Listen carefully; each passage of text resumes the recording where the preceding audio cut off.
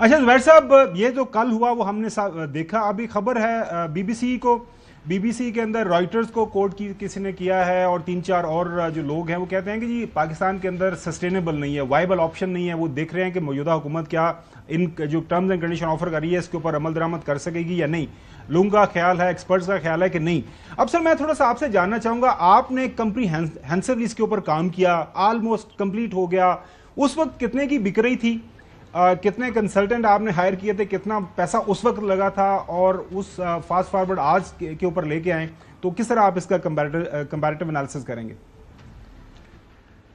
جی، یہ نقوی صاحب کے لیے بھی اور آپ کے ناظرین کے لیے بھی میں پہلے یہ بتا دوں کہ دیکھیں حکومت کو سمجھنا چاہیے تھا. جس طرح نقوی صاحب نے کہا کہ جی اس کی حالت کیا ہے، تو آپ کنڈیشنز کو اسی حساب سے رکھتے ہیں.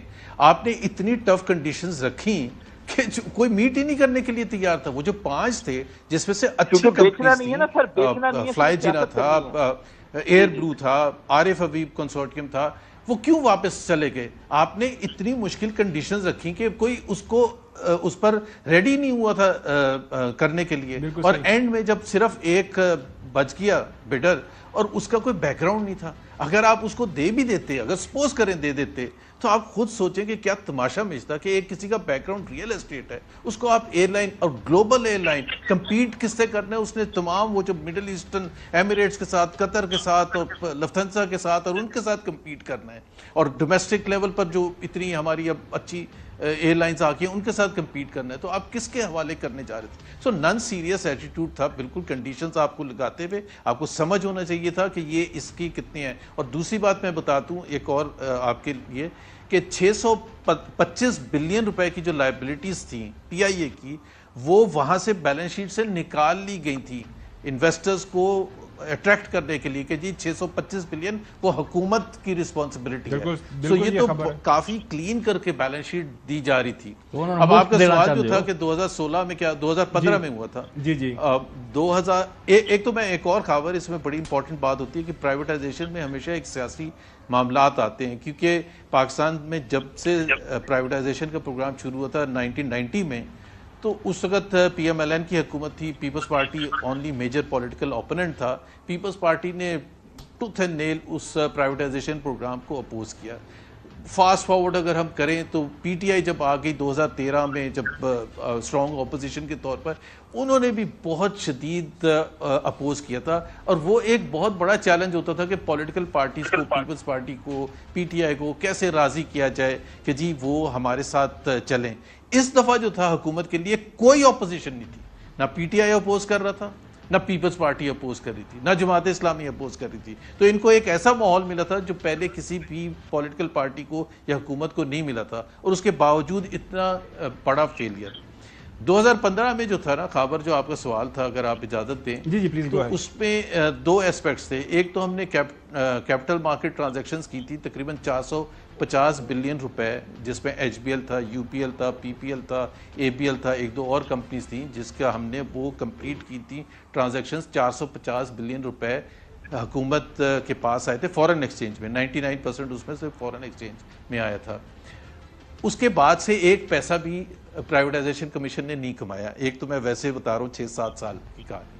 دوسری بات یہ ہے کہ اس وقت جو بڑی کمپنیز تھیں جس میں ہم نے نجکاری پہ سب سے آگے رکھا تھا پی آئی اے کو، ایک تو سمبولکلی آلسو اور ویسے لاس میکنگ اینٹی کے حوالے سے بھی، دوسرا پاکستان اسٹیل مل کو، اور تیسرا فیسکو کو، فیصل آباد الیکٹرک سپلائی کارپوریشن کو. ہم نے یہ کہا تھا کہ یہ 3 نکل جائیں گی، یہ 3 ہاتھی ہیں، تو پھر باقی جو ہے بڑا آسان ہو جائے گا. اور وہ جو 35 اور ادارے تھے جس میں اور ڈسٹریبیوشن کمپنیز، بینکس وغیرہ تھے، وہ سب کا ڈیو ڈیلیجنس پروسیس، سب کے فائنینشیل ایڈوائزرز، سب کا کام تقریباً خالصتاً پی ائی اے کا بتائیں کہ پی آئی اے کے ساتھ کیا ہوا. وہ تو ہمیں ساری سٹوری کا پتہ ہے، پی آئی اے کے ساتھ کیا ہوا تھا؟ جی، پی آئی اے کے ساتھ یہ ہوا تھا کہ ایک پارلیمنٹری کمیٹی بنی تھی، کیونکہ پارلیمنٹ سے یہ پی آئی اے چلتا تھا ایک ایکٹ آف پارلیمنٹ 1956 کے تحت. ابھی آپ نے انٹرو میں کہا تھا نا 55 میں اس کی شروعات ہوئی تھی، 56 میں ایک ایکٹ آیا تھا پارلیمنٹ کا، اس کے تحت پی آئی چلتا. اس کو ریورس کرنے کی ضرورت تھی کیونکہ اس اوریجنل ایکٹ میں یہ تھا کہ حکومت اپنے شیئرز پرائیویٹ سیکٹر کو نہیں بیچ سکتا. سو ہمیں حکومت میں اپوزیشن کی ضرورت تھی. اس کے لیے پارلیمنٹری کمیٹی بنی تھی. پارلیمنٹری کمیٹی میں پی ٹی آئی بھی تھی، شیخ رشید صاحب بھی تھے، پیپلز پارٹی بھی تھی، جو اپوزیشن جماعتیں.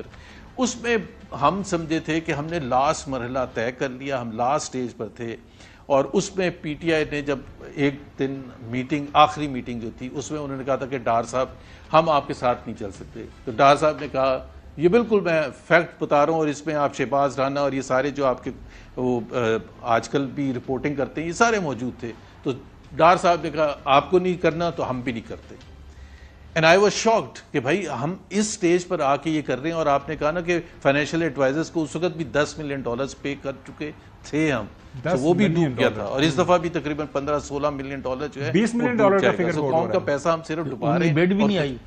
تو وہ آپ اس وقت آئی واز شاکڈ. میں نے ڈار صاحب کو یہ کہا بھی تھا کہ ڈار صاحب یہ تو بڑا ہم نے سخت فیصلہ کیا ہے، اتنے آخری سٹیج پر 2 سال کی ایفرٹ ہم نے کی ہے، فائنینشیل ایڈوائزرز ہیں، IMF پروگرام میں پاکستان چل رہا ہے، ایشین ڈیولپمنٹ بینک والے ہمارے ساتھ کام کر رہے ہیں، ورلڈ بینک والے ہمارے ساتھ کام کر رہے ہیں، یہ اس کا بڑا دھچکا ہوگا پاکستان کو. بٹ انہوں نے کہا کہ یہ پولیٹیکل کنسیڈریشنز جو ہیں میرا خیال ہے وہ بڑی اچھا. اس میں کتنی آپ قیمت لگ رہی تھی پی آئی اے کی اوورآل؟ یہ جو ابھی بہت زیادہ بحث ہو رہی ہے کہ یہ صرف 10 ارب کیوں؟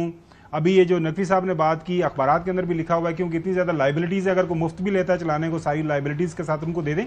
تو یہ جو پرائس اور یہ جو ہو رہا ہے کہ ان کے جو ان کے ایسٹس ہیں جو کوٹ ہو رہے ہیں اس میں مطلب فرق کیا نظر آ رہا ہے آپ کو؟ دیکھیں نا اس میں فرق یہ تھا کہ ایک نقوی صاحب کی ایک بات سے ایگری کرتا ہوں. دیکھیں خاور آپ کوئی بھی چیز جا کے مارکیٹ میں بیچتے ہیں، it is a function of demand and supply. آپ جو مرضی پرائس رکھ لیں، 85 بلین کی جگہ 160 بلین رکھ لیں یا 60 بلین رکھ لیں، اصل چیز تو حقیقت یہ ہے کہ وہ اس کی بڈنگ ہونی نہیں چاہیے تھی. جب سنگل رہ جاتے تو اس کو پتا ہے کہ میرے پاس تو کوئی مقابلہ ہے نہیں. کمپیریٹیو بڈنگ کا فائدہ ہوتا کیا؟ اور یہ تو کمپٹیشن کمیشن آف پاکستان میں اڑ جاتا اگر یہ ہو جاتا، کیونکہ کمپٹیشن کمیشن کے تحت کمپٹیشن ہونا چاہیے. اب اگر جو سب سے اچھے 5 وہ بڈرز تھے وہ نکل کے آپ نے ریئل اسٹیٹ والے کو چھوڑ دیا ہے، تو وہ کیوں جائے گا 10 بلین سے اوپر؟ مطلب وہ کیوں جائے گا؟